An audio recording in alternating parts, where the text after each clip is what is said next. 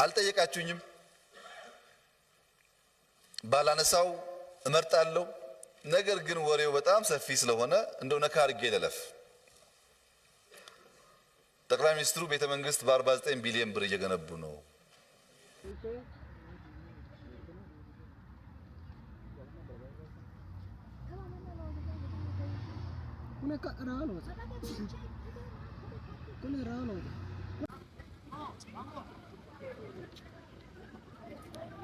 ሰላም ሰላም ሰላም ውድ የቻናል ቤተሰቦች እንዴት ናቸውልኝ? እኔ በጣም ደህና ነኝ። እንግዲህ ዛሬም ተመልሰን ተገናኝተናል።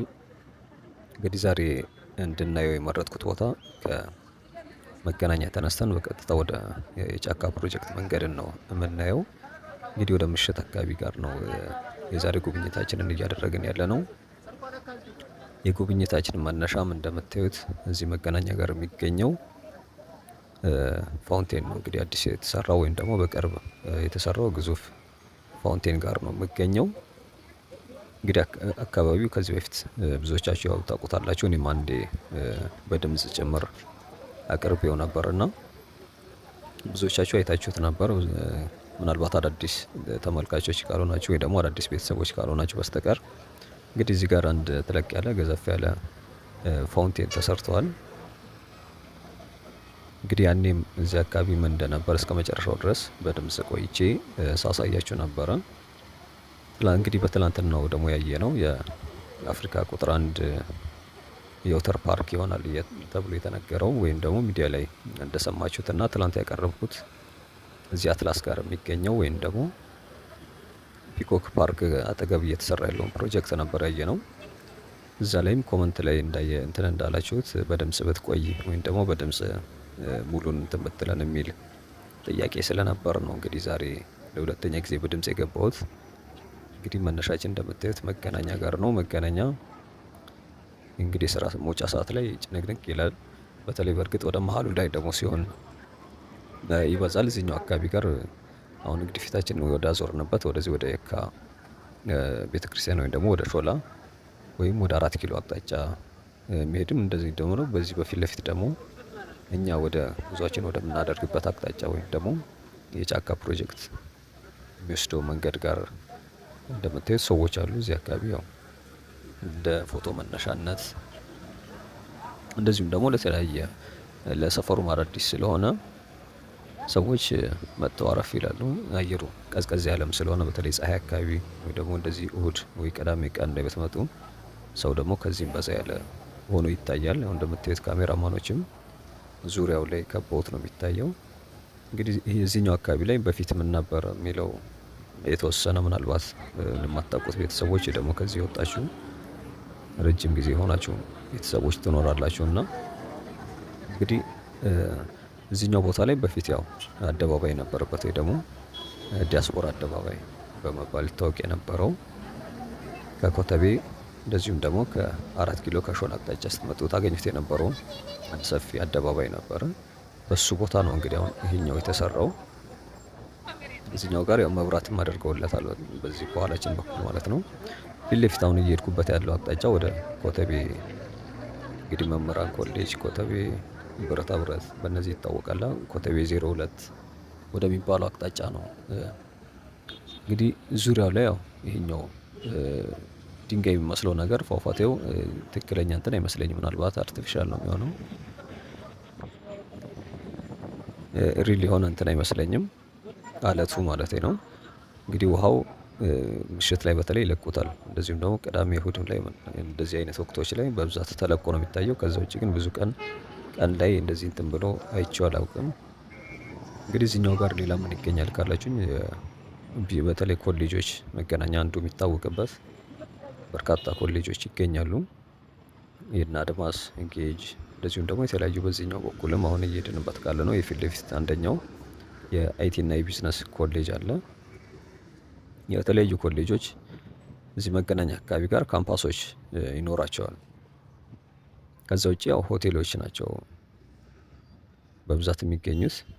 የፊት ለፊት ያለውም ወደ ዳገቱ መውጫ ከጀርባ ያለው አንዱ ሆቴል ነው።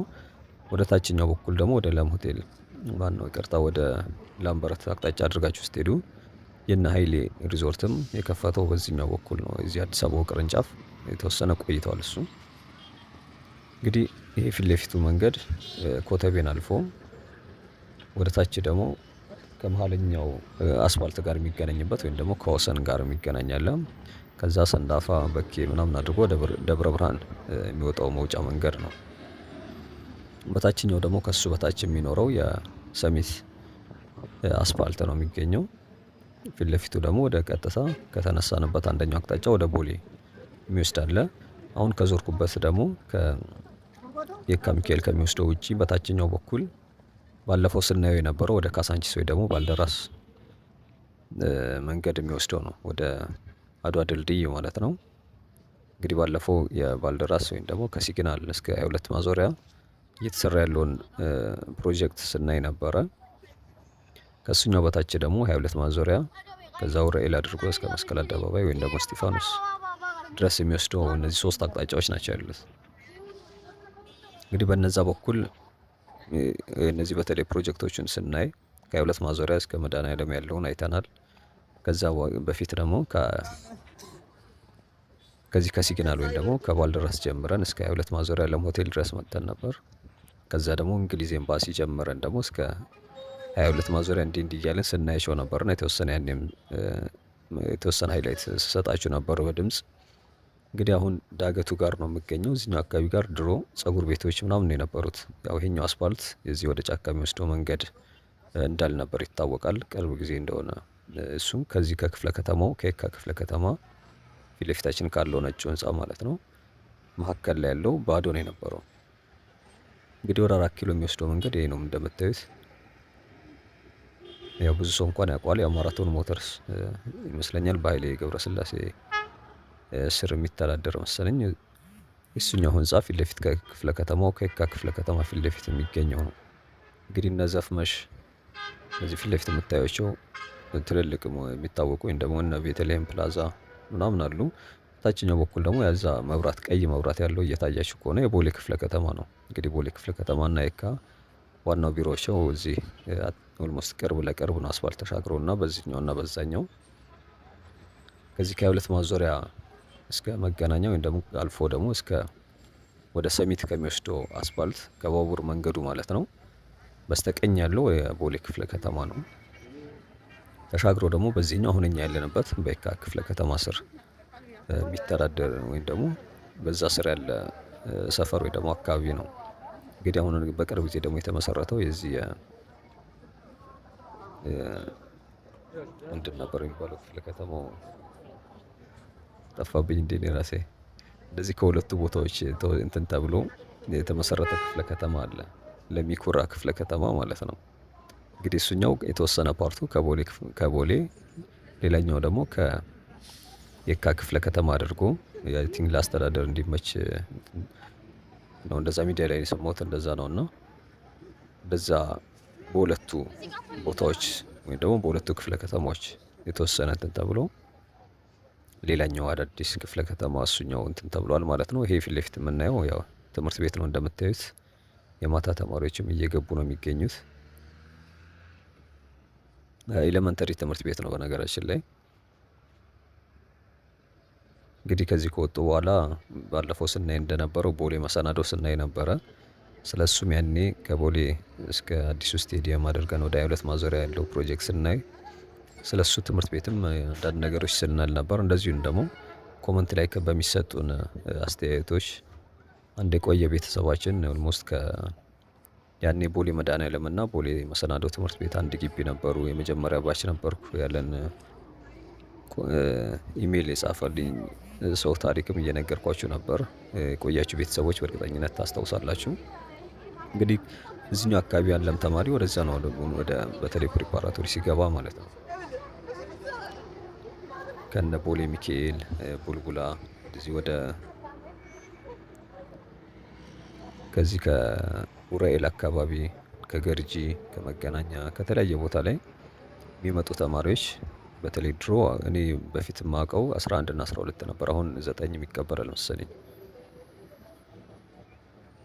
ዙሪያው ላይ ደግሞ እነ ዶክተር አዲስ አለማየሁ ቦሌ ኮሚኒቲ የሚባሉ ትምህርት ቤቶች አሉ።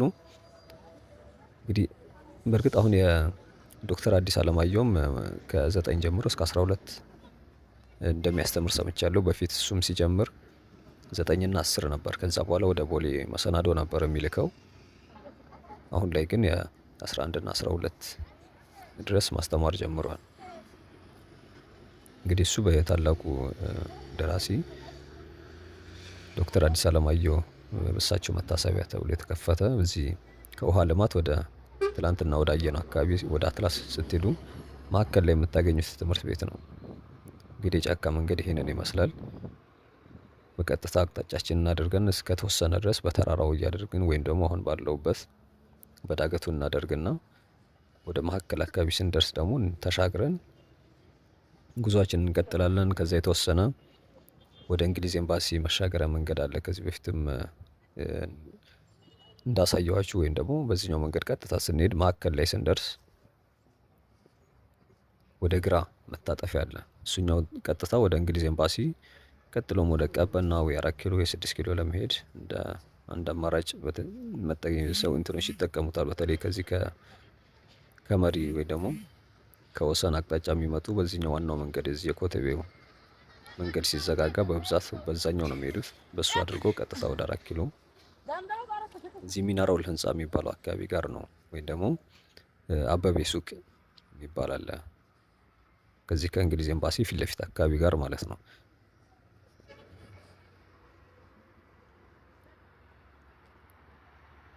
እንግዲህ ዛሬ ጉዞአችን በቀጥታ እንደነገርኳችሁ ከዚህ ተነስተን ወደ ጫካ ፕሮጀክት መግቢያው አካባቢ ድረስ በእርግጥ ሙሉን ማለት አንችልም እስካልገባን ድረስ ግን እሱን ነው የምናየው። እንግዲህ ስለ ፕሮጀክቱ ያው የተለያዩ ነገሮች ይባላሉ። ሙሉ ዝርዝሩን እንግዲህ ምን እንደሆነ ፕሮጀክቱ ከጀመረው አካል ወይም ደግሞ ከጠቅላይ ሚኒስትሩ የምትሰሙት ነው የሚሆነው።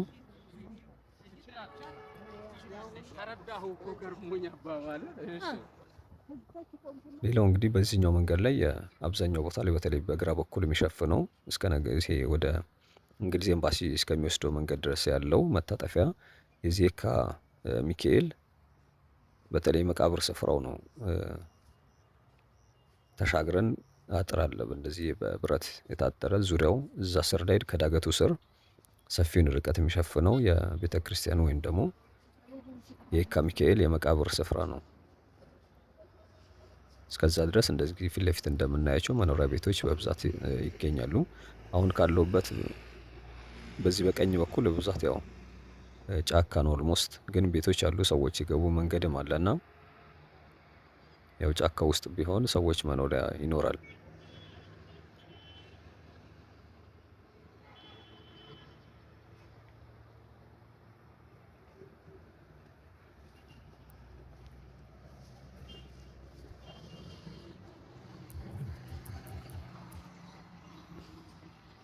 እንግዲህ ዳገቱ ላይ ደግሞ አሁንም እንዳለንበት እስከ ላይ ድረስ እስከ መጨረሻው ድረስ ማረፊያ ወንበሮች የተዘጋጁለት አለ። ከዛ ውጭ ደግሞ አካባቢው በጣም አረንጓዴ ስለሆነ ነፋሻማም ነው። እንደገና ደግሞ ከፍ ያለም ዳገታማ ቦታም ነው እና በተለይ ፀሐይ ወቅት ላይ አየሩ ጥሩ ቅዝቃዜ ወይም ደግሞ ሪፍሬሽ ለማድረግ ጥሩ አይነት እንትን ነው ያለው። ያው ሰዎችም እንደምታዩት ፊት ለፊት ላይ በብዛት ወንበሩ ላይ ሰዎች ይታያሉ፣ አረፍ ያሉ ሰዎች። እኛም እንዲህ እያልን እስከ መጨረሻው እስከ በር ድረስ እንቀጥላለን። በእርግጥ ወደ መምሸት እያመራ ነው ወይም ደግሞ አየሩ እየጨለመብን ነው የሚገኘው። ትንሽ መረፍድ ነገር አለ መሰለኝ፣ ያው ትራንስፖርቱ ከባድ ነውና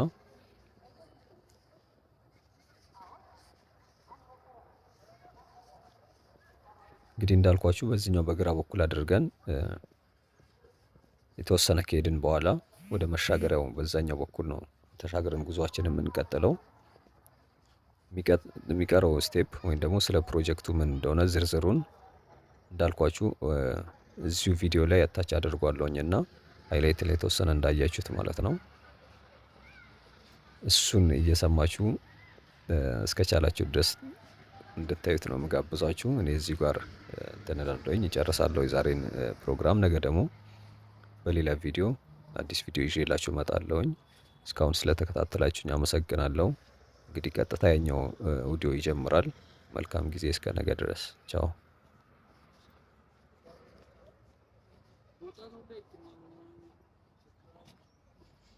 አልጠየቃችሁኝም። ባላነሳው እመርጣለሁ። ነገር ግን ወሬው በጣም ሰፊ ስለሆነ እንደው ነካ አድርጌ ልለፍ።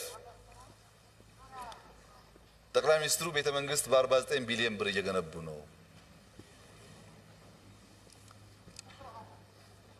እየገነቡ ነው። በ49 ሳይሆን በ400 በ500 ቢሊዮን ነው የሚገነቡት። ለምን 49 እንደሆነ አላውቅም።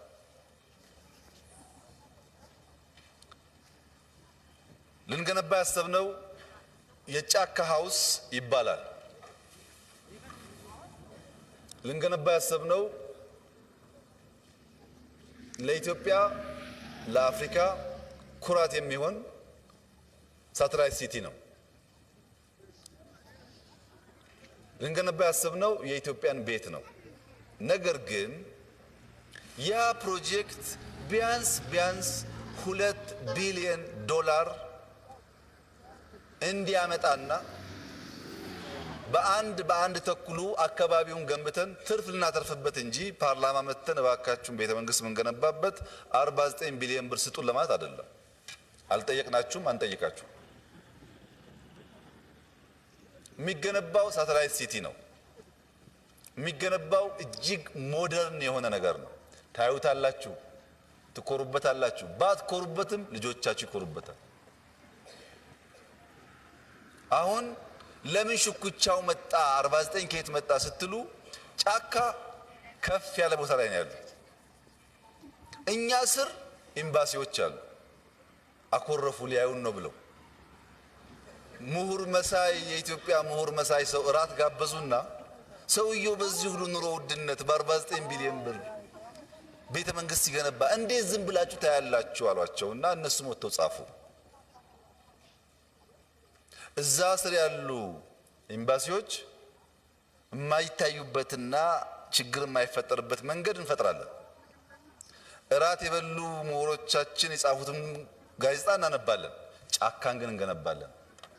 ጀምረን የተውነው የለም፣ ጀምረን የማንጨርሰው ነገርም አይደለም። ስንጨርስ የኢትዮጵያን ልማት የኢትዮጵያን ብልጽግና እንዲያፋጥን አድርገን እንጂ ግን የኢትዮጵያን ችግር እንዲያባብስ አድርገን አንሰራው። ቦታው ላይ የሚገኝ ሀብት ጫካን በምንገነባበት ሞዴል አዲስ አበባ 5-10 ቦታ ስራ ቢጀምር 1 ብር መንግስት አይለምንም። እኔ ደላላ የሚጫወትበትን መሬት ተጠቅሜ ነው የምሰራው እንጂ ከማንም የምጠይቀው ገንዘብ የለም። ስራው ሲያልቅ ግን የኢትዮጵያ ቤት እንጂ የመንግስት ቤት አይደለም። የኢትዮጵያን ቤት ነው የምንገነባው። ፓርላማው ከፈለገ ትንሽ ጊዜ ይስጥንና በአካል እናየዋለን። እዩትና ትመሰክራላችሁ። ነገር ግን የተወሰነ እራት በልታችሁ ለጻፋችሁ ወንድሞቻችንም ለምታጽፉ ሰዎችም እኛ ከጀመርን አናቆም እና ጊዜ አታባክኑ። እንሰራለን፣ ለምነን ሪሶርስ አመተን እንሰራለን። ለኢትዮጵያ ኩራት የሚሆን ነገር እንገነባለን። ያ የምንገነባው ነገር ደግሞ አንድ አይደለም፣ ይስፋፋል።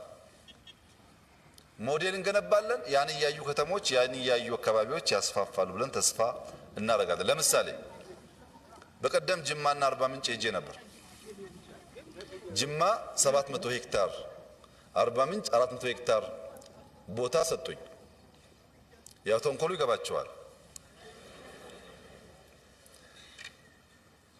የጅማን ቀደም ብሎ የተሰጠ ነው።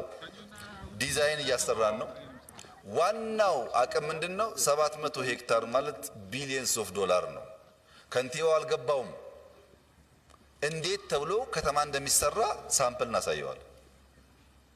በምንድን ያላችሁ እንደሆነ 5 እና 10 ሄክታር ከዛ ቦታ ላይ ከአጠቃላይ ዲዛይኑ የተከበሩ አፈ ጉባኤ ቢልደር ቢሆኑና ሪሴት ቢገነቡ በነፃ ነው የምሰጣቸው ቦታው 10 ሄክታር ግን በኔ ዲዛይን ይገነባሉ።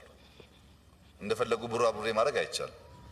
በኔ ዲዛይን 400 ቤት 500 ቤት ይገንቡ ላቸዋል። አንድም ብር አልፈልግም ከሳቸው። እሳቸው ሲገነቡ ያን 500 ቤት ጅማ ላይ ስንት ሰው ስራ ይዛል በሉ። ጅማ ቀይ አፈር አለ፣ ሸክላ ይሆናል፣ ጡብ ይሆናል፣ ጣራ ይሆናል፣ ግን የሚሰራው ሰው የለም። እሳቸው ነፃ መሬትና እባኮትን ማሽን ያምጡ ቀዩን አፈር ጡብ የምናደርግበት እላቸዋል። ጅማ እንኳን ለጅማ እንኳን ለኦሮሚያ እንኳን ለኢትዮጵያ ኤክስፖርት ማድረግ የሚያስችል የእንጨት ሀብት አለ። ጠረጴዛ ኢምፖርት ይደረጋል፣ በር ኢምፖርት ይደረጋል፣ መስኮት ኢምፖርት ይደረጋል። ከቱርክ ታውቃላችሁ። የጣውላ ማሽን ያምጡላቸዋል።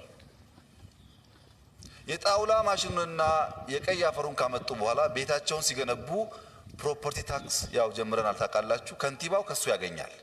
እዚህ ነው በጣም በርካታ ሰዎች ጡብ የሚያመርቱ እንጨት የሚያመርቱ ፈጥራሉ። ከ10 ዓመት በኋላ አሁን የምናያት ጅማ ሌላ ጅማ ትሆናለች፣ ሌላ ባህር ዳር፣ ሌላ አርባ ምንጭ ይሆናል ማለት።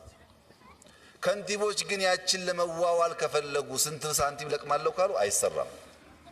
አንድ ጋር እንሞክራለን፣ ውጤቱን እያየን እናስፋፋለንና የጫካም ፕሮጀክት በሚመለከት ሰሞኑን በጣም ስለሚራገብ ባካችሁን፣ በጣም ጠቃሚ ነገር ነው። ለኢትዮጵያ እጅግ አስፈላጊ ስራ ነው። በሺ የሚቆጠሩ ሰዎች ቤት ይገነባል፣ ሆቴሎች ይገነባሉ። እንደምትሉት አይደለም። በትዕግስት ብናይ መልካም ነው። ባትታገሱም ግን ስለማይቆም ጊዜ ባታባክኑ ጥሩ ነው።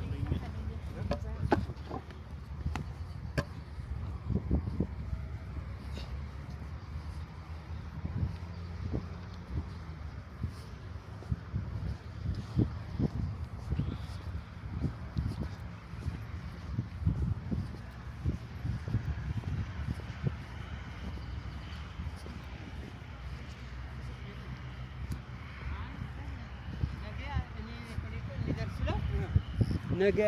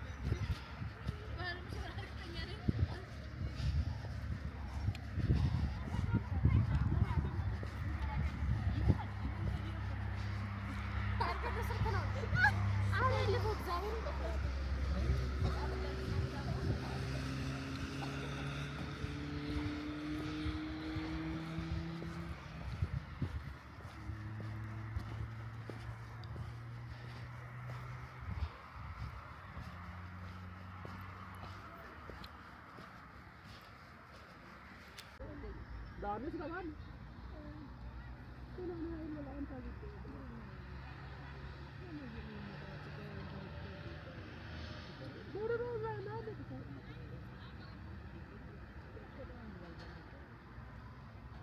Agak macam ni.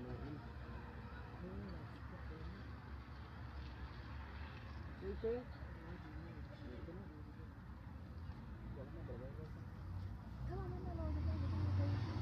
Kuna ka ralo. Kuna ralo. Kuna member tali zaira ka. Kuna orang raya. Kuna itu bana biru plane. Apa itu manca dam tu lah.